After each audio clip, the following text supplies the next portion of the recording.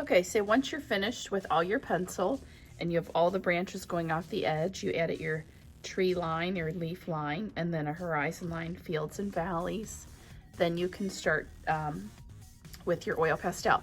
So you need to decide, are you gonna do warm colors on the tree and cool colors in the background space? Or do you wanna do cool colors in the tree and warm colors in the background space? So I am going to do warm in the tree. So I'm gonna trace everything with a warm color. I chose orange. You are just going to trace right on those lines that you made with that color that you chose.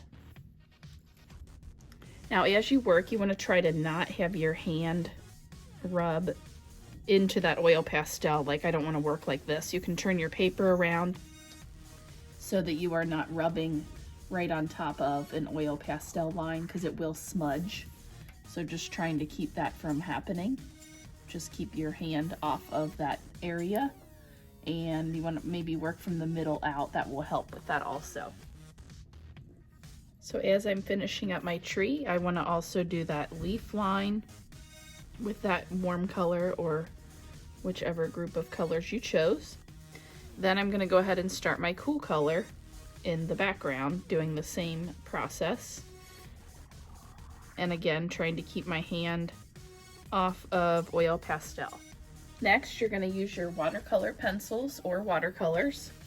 And remember, I chose to do warm colors for my tree, so I'm going to get out all the warm colors. So pink is a warm color because it's a tint of red.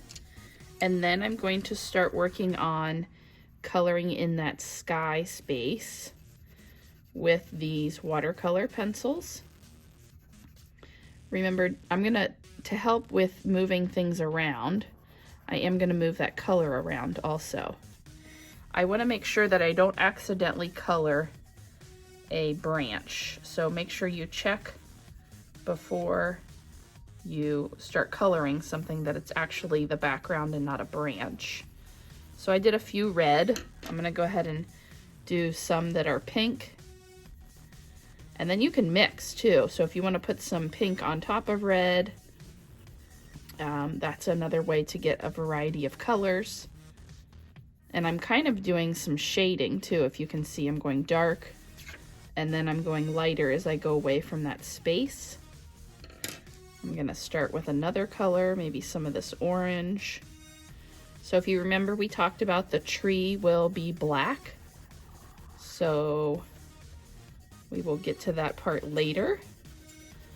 So I'm gonna have this one maybe have some yellow and orange mixed in it. So again, remember, that's something that you can do. I just wanna make sure I'm moving those colors around so that it's not all the same in one space. And then when you're done, which I'm not finished yet, but when you're done, what we're gonna do, how these watercolor pencils work, is you just get water and a brush, and you're gonna activate the color by getting it wet.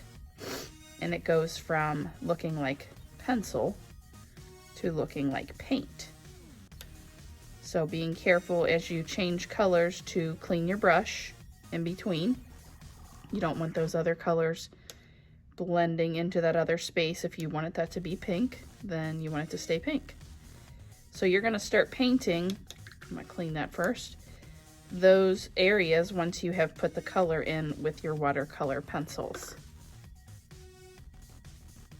So here, I think I've gotten all the spots. I just see a couple, like I'm gonna go ahead and get some of these filled in and painted if they look like they were missed, so that it looks like that is the sky space. Another way to do this would be to do the tree first, which might be a better idea. And then you could do your background so you know what's what. But that's a fun little way to get those warm or cool colors in that tree space.